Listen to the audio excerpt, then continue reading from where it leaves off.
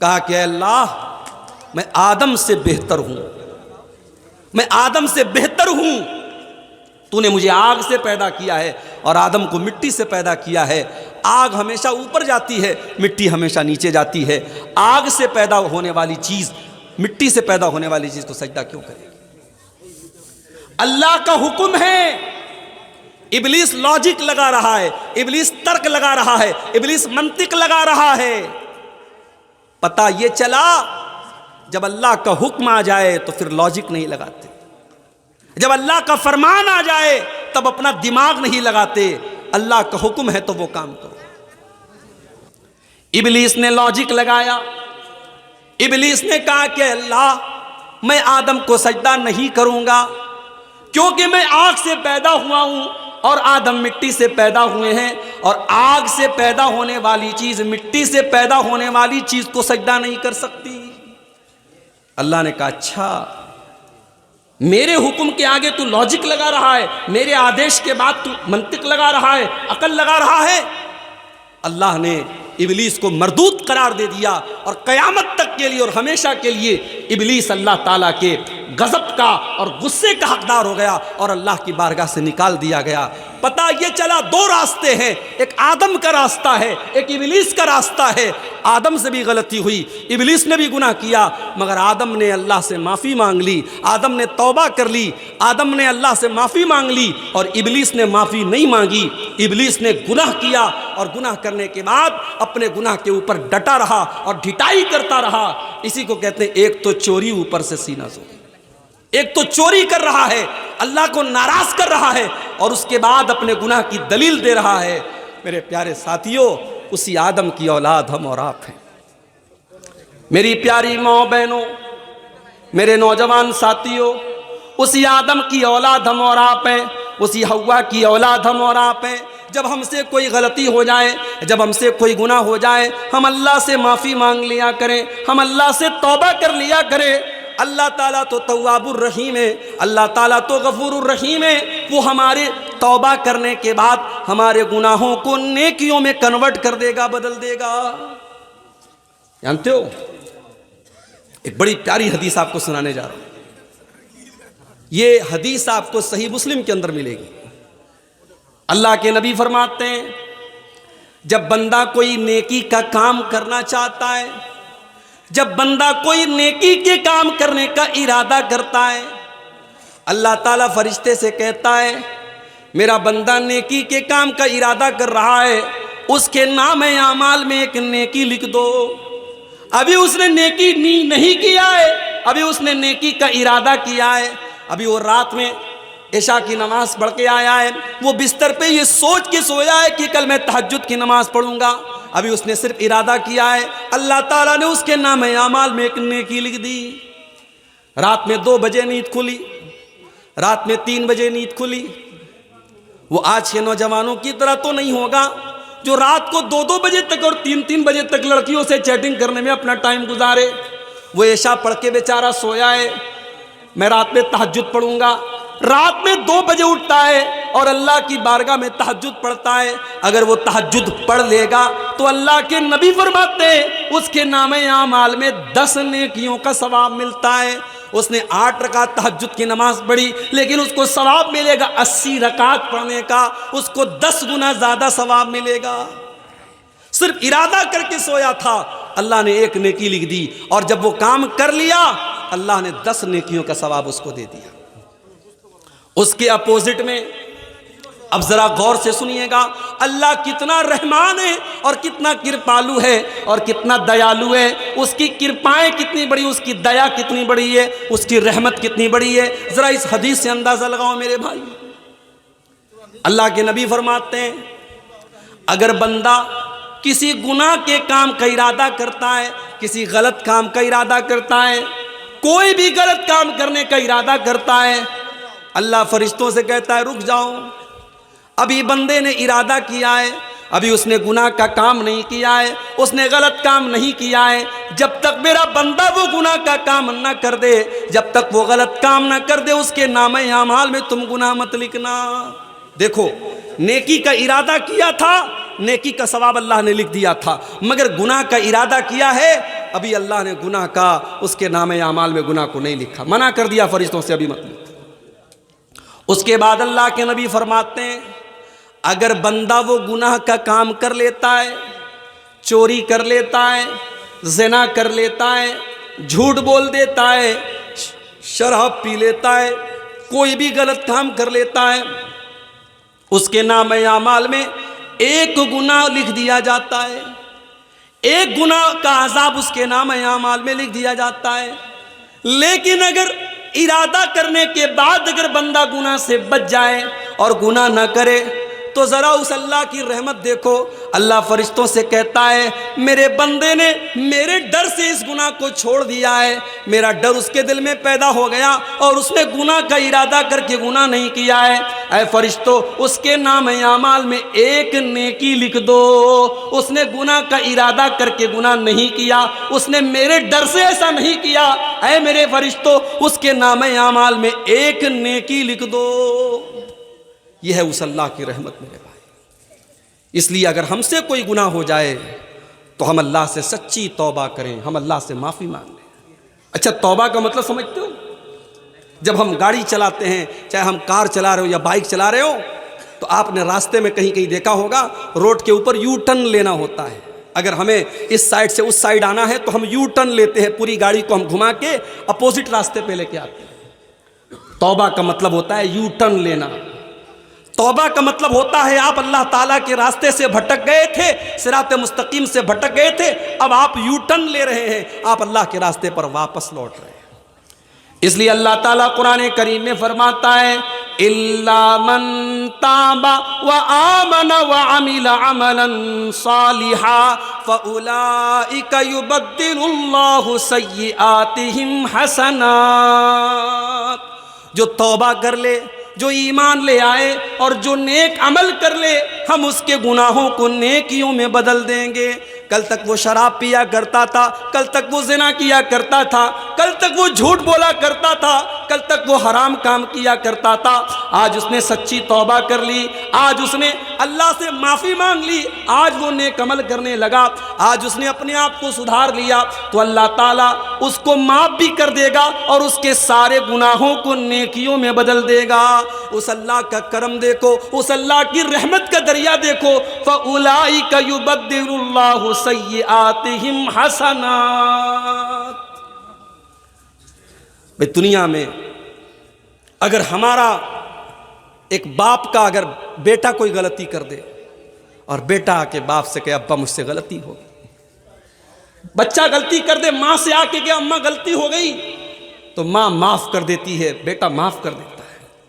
مگر باپ جب معاف کرتا ہے، ماں جب معاف کرتی ہے تو ایسا تو نہیں کرتی ہے ماں، ایسا تو نہیں کرتا ہے باپ کہ اس بچے کو معاف کر دے اور اس کے بعد اس کو تحفہ دے دے، مگر وہ اللہ وہ جب ہم توبہ کرتے ہیں میرے بھائیوں تو وہ ہمیں معاف بھی کرتا ہے اور ہمیں تحفہ دیتا ہے، ہمارے گناہوں کو نیکیوں میں بدل دیتا ہے۔ یہ اس اللہ کا کرم ہے، یہ اس کی رحمت ہے میرے پیارے ساتھی۔ اس لیے کبھی بھی کتنا بھی انسان گنہگار ہو اسے اللہ کی رحمت سے مایوس نہیں ہونا چاہیے۔ اگر آپ کو لگتا ہے کہ میں بہت گنہگار ہوں اور میری دعا اللہ تعالیٰ نہیں سنے گا تو آؤ قرآن کی میں وہ آیت پڑھتا ہوں۔ یہی وہ آیت ہے جس کے بارے میں عبداللہ بن مسعود کہا کرتے تھے ارجا آیت فی کتاب اللہ، یہ قرآن کی ایسی آیت ہے جو گنہگاروں کو امید دلاتی ہے، آشا دلاتی ہے، گنہگاروں کے دل میں اللہ تعالیٰ سے معافی مانگنے کی آشا پیدا کرتی ہے۔ قل یا عبادی الذین اسرفوا علی انفسہم لا تقنطوا من رحمت اللہ ان اللہ یغفر الذنوب جميعا۔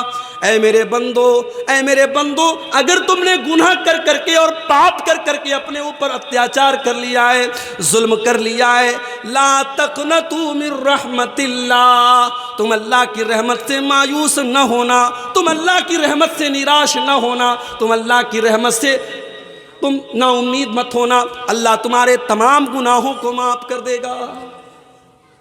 اللہ کے نبی ایک واقعہ بیان کرتے ہیں، بنی اسرائیل میں ایک آدمی تھا جس نے 99 لوگوں کا مرڈر کیا تھا، 99 لوگوں کا اس نے خون کیا تھا۔ 99 لوگوں کا مرڈر کرنے کے بعد اس کے دل میں خیال پیدا ہوا کہ میں بہت گنہگار ہوں، مجھے اللہ سے معافی مانگ لینی چاہیے، توبہ کر لینی چاہیے۔ اس کے دل میں توبہ کا خیال آیا۔ اس نے کسی سے پوچھا میں توبہ کرنا چاہتا ہوں، کیا کروں؟ کسی نے کہا کہ فلاں کے پاس چلے جاؤ، وہ اس دور کا سب سے بڑا عالم ہے، اس کے پاس چلے جاؤ، وہ تمہیں کوئی راستہ بتائے گا۔ بخاری کے الفاظ ہیں، وہ 99 لوگوں کا قاتل، وہ ڈاکو اس آدمی کے پاس پہنچا جو بہت بڑا راہب تھا، بہت بڑا عبادت گزار تھا، مگر عالم نہیں تھا۔ لوگ اس کو عالم سمجھتے تھے مگر وہ عالم نہیں تھا، عالم نہیں تھا، بہت بڑا عابد تھا، بہت عبادت گزار تھا۔ 99 لوگوں کا مرڈر کرنے کے بعد اس کے پاس پہنچا، کہ مولوی صاحب، امام صاحب، میں نے 99 لوگوں کا مرڈر کیا ہے اور اب میرے دل میں توبہ کا خیال آیا ہے، میں توبہ کرنا چاہتا ہوں، میں اللہ سے معافی مانگنا چاہتا ہوں، کیا میری توبہ اللہ تعالیٰ قبول کرے گا؟ اب دیکھو، مسئلہ ہمیشہ عالم سے پوچھنا چاہیے۔ وہ عالم نہیں تھا، وہ راہب تھا۔ راہب الگ ہوتا ہے، عالم الگ ہوتا ہے۔ ہو سکتا ہے ایک آدمی بہت بڑا عبادت گزار ہو، راتوں میں تہجد پڑھتا ہو، دن میں روزہ رکھتا ہو، مگر یہ ضروری نہیں ہے، یہ آوشیک نہیں ہے کہ وہ عالم بھی ہو۔ بھئی آپ بیمار ہوتے ہیں، آپ ڈاکٹر کے پاس جاتے ہیں، اور ڈاکٹر کے پاس بھی اس ڈاکٹر کے پاس جاتے ہیں جس کے پاس آپ کی بیماری کا علاج ہو، جو اسپیشلسٹ ہو۔ اگر آپ کو لیور کی پرابلم ہے تو آپ گیسٹرولوجسٹ کے پاس جائیں، اگر آپ کو دل کی پرابلم ہے آپ کارڈیولوجسٹ کے پاس جائیں، اگر آپ کو دماغ کی پرابلم ہے آپ سائیکیٹرسٹ کے پاس جائیں گے، اگر آپ کو ہڈی کی پرابلم ہے آپ آرتھو کے اسپیشلسٹ کے پاس جائیں گے، اگر آپ کی نس میں کوئی پرابلم ہے آپ نیورولوجسٹ کے پاس جائیں گے۔ ہر فیلڈ کا ایک ماہر ڈاکٹر ہے، آپ اس ڈاکٹر کے پاس جائیں گے جو آپ کی بیماری کی فیلڈ میں ماہر ہو۔ مگر دین کا مسئلہ آتا ہے تو صاحب، جو انٹرنیٹ پر بیٹھ کر کے 2-4 لمبی چوڑی باتیں کرے، ہم اسے علامہ بنا دیتے ہیں، اسے امام بنا دیتے ہیں، اس کو فالو کرنے لگتے ہیں۔ کتنے نوجوان ہمارے ہیں انجینئر علی مرزا کو بہت فالو کرتے ہیں۔ مجھے معلوم ہے آپ کے بنگال میں بھی بہت سارے نوجوان بڑے متاثر ہیں انجینئر علی مرزا سے۔ جس انسان کی یہ اوقات ہے کہ وہ کھڑے ہو کر کے اپنی تقریر میں کہتا ہے صاحب امام حرم کو بھی عین نکالنا نہیں آتا۔ دنیا کے بہترین قرآن پڑھنے والے جو حرم کے امام ہیں، یہ کمبخت کہہ رہا ہے کہ ان کو عین نکالنا، جب وہ ایاک نستعین کہتے تو ان سے عین نہیں نکلتی ہے، عین میں نکالتا ہوں۔ اور جب علماء نے اس کو پکڑا اور کئی جگہ اس نے قرآن کی آیتوں کو غلط پڑھا، تب اس کو فالو کرنے والے کہتے ہیں کہ آپ لوگوں کی تو دکانیں بند کر دی علی مرزا نے، تو آپ تو اس کی غلطیاں نکال رہے ہیں۔ میرے بھائی، کبھی ٹھنڈے دماغ سے غور کرو۔ میرے نبی نے فرمایا تھا کہ ہر دور میں میری امت میں ایک جماعت ایسی رہے گی جو صحیح کو صحیح کہے گی، غلط کو غلط کہے گی۔ اگر علی مرزا جو بات پیش کر رہا ہے اگر وہ بات صحیح ہے تو علی مرزا کے پہلے یہ باتیں کہنے والا کوئی کیوں نہیں تھا؟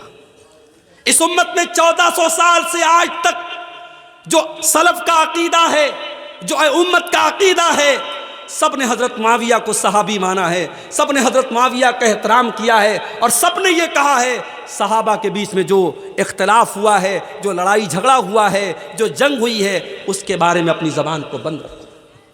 اور یہ مردود کیا کہتا ہے؟ یہ کہتا ہے صاحب اگر میں ہوتا اس دور میں تو میں علی کے ساتھ ہوتا اور میں معاویہ کے خلاف جنگ کرتا۔ ارے تو ہے کون؟ تیری اوقات کیا ہے؟ اور آج ہمارا نوجوان ایسے انسان کو اپنا امام مانتے ہیں، اس کو فالو کرتے ہیں۔ اس کی تقریریں سن کر کے بہت ساری عورتیں اس کی تقریریں سنتی ہیں، کہتی صاحب وہ بڑی اچھی باتیں کرتے ہیں، سماجی باتیں کرتے ہیں۔ معاف کیجئے گا، معاف کیجئے گا، آپ جس کو امام اور اپنا عالم بنا رہے ہیں اور جس کی آپ تقریروں کو سن رہے ہیں، میرے بھائیوں، اس کے عقیدے کا بھی صحیح ہونا بہت ضروری ہے، اس کے عقیدے کا ہونا بھی بہت ضروری ہے۔ آپ اگر کسی کی تقریر سن رہے ہیں، آپ اس کو اپنے دین کا ٹیچر بنا رہے ہیں اور ٹیچر ہر ایرے غیر نتھو خیرے کو نہیں بنایا جاتا، ٹیچر اس کو بنایا جاتا ہے جو ہمارے سبجیکٹ کا ماہر ہو۔ ہم سائنس پڑھنے جاتے ہیں تو میتھ کے ٹیچر کے پاس نہیں جاتے، میتھ پڑھنے جاتے تو انگلش کے ٹیچر کے پاس نہیں جاتے، انگلش پڑھنے جاتے تو ہسٹری کے ٹیچر کے پاس نہیں جاتے، ہم سبجیکٹ کے ٹیچر سے ہم کانٹیکٹ کرتے ہیں اور اس سے ہم علم لیتے ہیں۔ میرے بھائیوں، دین کا علم علماء سے حاصل کرو۔ اور جب علماء کی بات آئی ہے تو ایک اور درد میرے دل میں ہے، وہ آج آپ کے سامنے بیان کر دیتا ہوں۔ ماشاءاللہ کلیا چک کا علاقہ پورے ہندوستان میں اس کی اپنی ایک پہچان ہے۔ ہم نے دیکھا تھا جب پورے ملک میں ناانصافی کے خلاف دھرنا پردرشن ہو رہا تھا، اسی کلیا چک میں بہت بڑے پیمانے پر ویرودھ پردرشن ہوا تھا۔ یہاں کے مسلمانوں کی اپنی ایک آواز ہے، یہاں کے مسلمانوں کی اپنی ایک طاقت مانی جاتی ہے، مگر آپ کے علاقے میں ایک امام صاحب نے مجھ سے کہا 15 سال سے میں ایک مسجد پر امامت کرا رہا ہوں، 15 سال سے ایک مسجد پر میں نماز پڑھا رہا ہوں، اور سرکاری 3000 کے علاوہ مسجد کے لوگ مجھے 6000 روپیہ یعنی ٹوٹل 9000 روپیہ مہینے میں اپنی گزر بسر کر رہا ہوں۔ اور جب میں نے اپنا مکان بنوایا تو مسجد کے متولی صاحب مجھ سے ناراض ہو گئے اور کہنے لگے تم کتنا پیسہ پاتے ہو، تم نے مکان بنا لیا۔ یعنی ہم یہ چاہتے ہیں ہماری مسجد کا امام ہمیشہ بھکاری بنا رہے، اس کے پاس اپنے رہنے کا مکان نہ بنے۔ آج کتنی مسجدیں ہیں جہاں 4000 اور 3000 پر ہم نے 5 ٹائم کی نماز پڑھانے کے لیے امام کو رکھا ہے۔ پورے گاؤں میں پورے محلے میں کوئی نماز نہ پڑھے، کوئی حرج کی بات نہیں ہے۔ امام صاحب بیچارے اگر ایک دن فجر کی نماز میں ان کی نیند لیٹ سے کھل جائے تو صبح چائے کے ہوٹلوں پر بیڑی سلگاتے ہوئے اور بیڑی کا دھواں نکالتے ہوئے لوگ کہتے ہیں ارے امام صاحب تو آج فجر کی نماز میں نہیں اٹھے۔ امام تمہارے باپ کا نوکر نہیں ہے، تمہاری لونڈی نہیں ہے، تمہیں یہ حق کس نے دیا ہے کہ تم ہر چھوٹی بڑی بات پر اپنے امام پر کیچڑ اچھالتے ہو؟ دنیا کی ہر قوم اپنے دھرم گرو کی عزت کرتی ہے، اپنے مذہب کے جو گرو ہوتے ہیں ان کا سمان کرتی ہے، اور آج آپ نے اپنے علماء کو بھکاری بنا دیا۔ کتنے مدرسے ہیں بنگال میں جہاں کے علماء 5-5 ہزار اور 6-6 ہزار مہینے پر پڑھا رہے ہیں، اور جب ان کی سیلری کا ٹائم آتا، ان کی تنخواہ کا ٹائم آتا ہے تو مدرسے کا سیکریٹری کہتا ہے جاؤ سائیکل اٹھاؤ اور چندہ کر کے لاؤ، اسی میں سے تمہاری سیلری دیں گے۔ وہ مولوی بیچارہ جا کر کے موٹر سائیکل سے اور سائیکل سے گھر گھر جا کر کے بھیک مانگے، تب جا کر کے اس کی سیلری کا انتظام ہوتا ہے۔ یہی حالات رہے تو وہ دن دور نہیں ہے جب آپ کی مسجدوں میں امام نہیں ملیں گے میرے بھائی، جب آپ کے مدرسوں میں پڑھانے والے ٹیچر نہیں ملیں گے۔ ابھی ایک صاحب نے بتایا کہ ایک مولوی جو مدرسے میں بچوں کو پڑھا رہا تھا آج کوئلہ ٹھیلنے کا کام کر رہا ہے، اور کسی نے پوچھا تم تو اچھا خاصا بچوں کو پڑھا رہے تھے، تم یہ کوئلہ ٹھیلنے کا کام کیوں کرنے لگے؟ کہا کہ وہاں 4000 روپیہ لوگ مجھے تنخواہ دیتے تھے اور 12000 کا مسئلہ پوچھتے تھے۔ وہ کوئلہ ٹھیل رہا ہے۔ لاک ڈاؤن کے بعد کتنے علماء نے بزنس کرنا شروع کر دیا، نوکری کرنے لگے، رکشہ چلانے لگے، مزدوری کرنے لگے۔ انہوں نے کہا یہ غلامی ہم نہیں کریں گے۔ میرے بھائیو، اپنے علماء کی عزت کرو، اپنے ائمہ کی عزت کرو۔ اگر تمہیں یہ حق ہے کہ تم اچھا مکان بنا کے رہو تو ان علماء کو بھی حق ہے کہ وہ مکان بنائے۔ اگر تمہارے بچے اچھے اسکولوں میں پڑھتے ہیں اور اعلیٰ تعلیم حاصل کرتے ہیں تو ان علماء کو بھی پورا حق حاصل ہے کہ وہ اپنے بچوں کو اسکولوں میں اور اعلیٰ تعلیم دلائیں، ان کے بچے بھی بہترین تعلیم حاصل کریں۔ اور اگر آپ اپنے بیوی بچوں کے ساتھ رہتے ہیں تو ان علماء کو بھی اپنے بیوی بچوں کے ساتھ رہنے کا حق حاصل ہے۔ کتنی مسجدوں کے امام ہیں، ان کو چھوٹی سی کوٹری دی گئی ہے، وہ فیملی کے ساتھ نہیں رہ سکتے، وہ پریوار کے ساتھ نہیں رہ سکتے، وہ بیچارے شادی ہو چکی ہے، بیوی گاؤں میں رہتی ہے، 2-2 مہینے پر 3-3 مہینے پر امام صاحب اپنی بیوی کے پاس جاتے ہیں، اپنے بچوں کے پاس جاتے ہیں، بچوں کا باپ موجود ہے، بچے یتیم کی زندگی گزار رہے ہیں، شوہر بیوی کا شوہر موجود ہے اور بیوی بیوہ کی زندگی گزار رہی ہے۔ معاف کرو میرے بھائی، آپ نے اپنے علماء کو جیتے جی مار ڈالا، ان کے بچوں کو یتیم بنا ڈالا، ان کی عورتوں کو بیوہ بنا ڈالا۔ جس امام کے لیے آپ نے چھوٹا سا کمرہ بنایا ہے، ایک فیملی کوارٹر کا انتظام بھی آپ کر سکتے تھے۔ اگر آپ اپنے بچوں کے ساتھ رہنا چاہتے ہیں، اپنی بیوی اور پریوار کے ساتھ رہنا چاہتے ہیں تو ان علماء کو بھی پورا حق حاصل ہے کہ اپنے پریوار کے ساتھ رہیں۔ اپنے علماء کو اتنا ذلیل مت کرو میرے بھائی۔ 15 سال ایک مسجد پر امامت کرانے والا آج 4-5 ہزار روپیہ اگر مسجد کمیٹی سے پا رہا ہے تو آپ اس پر اعتراض کریں تو مکان کیوں بنوا رہا ہے, تو گھر کیوں بنوا رہا ہے, تجھے گھر بنانے کا کوئی حق حاصل نہیں. سوچو اس امام کے دل پر کیا گزری ہوگی. وہ 15 سال اگر اس نے کسی بزنس میں دیا ہوتا تو شاید آج اس کا بزنس بہت آگے بڑھ گیا ہوتا. اس نے 15 سال کسی پرائیویٹ کمپنی میں نوکری کی ہوتی تو آج اس کی سیلری بہت زیادہ ہوتی. میرے پیارے ساتھیوں, اپنے علماء کو اتنا مجبور مت کرو. اللہ کی قسم, جب کسی مسجد میں کوئی مولوی کھڑا ہو کے کہتا ہے لوگوں میری بچی کی شادی ہے, مجھے اپنی بچی کی شادی کے لیے مجھے پیسے چاہیے, تو مجھے تکلیف ہوتی ہے کہ ہم نے اپنے علماء کو اس مقام پہ لا کے کھڑا کر دیا کہ ان کو اپنی بیٹیوں کی شادی کے لیے بھیک مانگنی پڑ رہی ہے, ان کو اپنی بیوی کے علاج کے لیے بھیک مانگنی پڑ رہی ہے. نہیں میرے بھائی, اپنے علماء کو عزت دو, سمان دو, مقام دو. وہ تمہارے نوکر نہیں ہیں, وہ تمہارے غلام نہیں ہیں, ان کا احسان ہے تمہارے اوپر, ان کا احسان ہے تمہارے اوپر. تمہارے ماں باپ سے بڑا احسان ہے. تمہارے ماں باپ تو تمہیں پالتے ہیں, تمہیں پوستے ہیں, تمہیں جنم دیتے ہیں, مگر یہ علماء تمہیں دین سکھاتے ہیں, تمہیں نماز پڑھاتے ہیں, تمہیں حلال بتاتے ہیں, تمہیں حرام بتاتے ہیں, تمہیں جائز بتاتے ہیں, تمہیں ناجائز بتاتے ہیں. ان علماء کو ان کا مقام دو میرے بھائی. وہ 99 لوگوں کا جو قاتل تھا وہ جب پہنچا تو عالم کے پاس نہیں پہنچا, عابد کے پاس پہنچا. وہ بہت بڑا عبادت گزار تھا مگر عالم نہیں تھا. اس سے جا کے کہا کہ صاحب میں نے 99 لوگوں کا مرڈر کیا ہے اور اب میں توبہ کرنا چاہتا ہوں, میں کیا کروں. اب چونکہ وہ عالم نہیں تھا تو اس نے مسئلہ غلط بتایا. عالم ہوتا تو شاید غلط نہ بتاتا. علماء سے بھی غلطی ہو سکتی ہے مگر ظاہر ہے جس کے پاس علم نہیں ہے اس کی غلطی ہونے کا چانس زیادہ ہے. اس نے کہا 99 لوگوں کے قاتل, تو بڑا آیا توبہ کرنے, 900 چوہے کھا کر کے بلی حج کرنے چلی آئی. تو چلا جا, تیری توبہ قبول نہیں ہوگی, اللہ تجھے معاف نہیں کرے گا. تو نے 99 لوگوں کا خون بہایا ہے, اللہ تیری توبہ قبول نہیں کرے گا.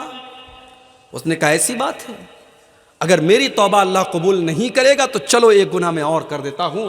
اس نے اس عابد کو بھی قتل کر ڈالا اور 100 قتل اس نے پورے کر لیے. اس نے 100 قتل کر دیے, 100 قتل کر دیے. پھر اس کے دل میں توبہ کا خیال آیا. پھر اس نے پوچھا کسی سے, میں توبہ کرنا چاہتا ہوں, کیا کروں. کسی نے بتایا فلاں کے پاس چلے جاؤ, وہ اس دور کا سب سے بڑا عالم ہے. وہ اس کے پاس پہنچا, وہ واقعی میں عالم تھا. اس سے جا کر کے کہا کہ میں نے 100 لوگوں کی ہتیا کی ہے, 100 لوگوں کو قتل کیا ہے, میں توبہ کرنا چاہتا ہوں, میں اللہ سے معافی مانگنا چاہتا ہوں, کیا اللہ میری توبہ قبول کرے گا. اس عالم نے جواب دیا من یحول بینک و بین اللہ, اگر تو توبہ کرنا چاہتا ہے, اگر تو اللہ سے معافی مانگنا چاہتا ہے تو کون تیرے بیچ میں اور اللہ کے بیچ میں رکاوٹ بن سکتا ہے. تو اللہ سے توبہ کر لے, تو اللہ سے معافی مانگ لے, اللہ ضرور تیری توبہ کو قبول کرے گا. اس نے صحیح جواب دیا کہ 100 لوگوں کا قتل کرنے کے بعد بھی اگر تو توبہ کرنا چاہتا ہے اللہ تیری توبہ کو قبول کرے گا, مگر اس کے لیے تجھے ایک کام کرنا پڑے گا. تجھے برے لوگوں کی بستی کو چھوڑنا پڑے گا. یہ برے لوگوں کی بستی ہے, یہ گناہ گاروں کی بستی ہے, اسے چھوڑ کر کے تجھے فلاں بستی میں جانا پڑے گا جہاں نیک لوگ رہتے, جہاں اچھے لوگ رہتے. پتہ یہ چلا میرے بھائیوں, انسان کے اوپر صحبت کا بھی اثر پڑتا ہے. شرابیوں کے ساتھ بیٹھو گے شرابی ہو جاؤ گے, زانیوں کے ساتھ بیٹھو گے زنا تمہاری نظر میں ہلکا ہو جائے گا, بے نمازیوں کے ساتھ بیٹھو گے تو نماز کی وقت اور اہمیت کم ہو جائے گی.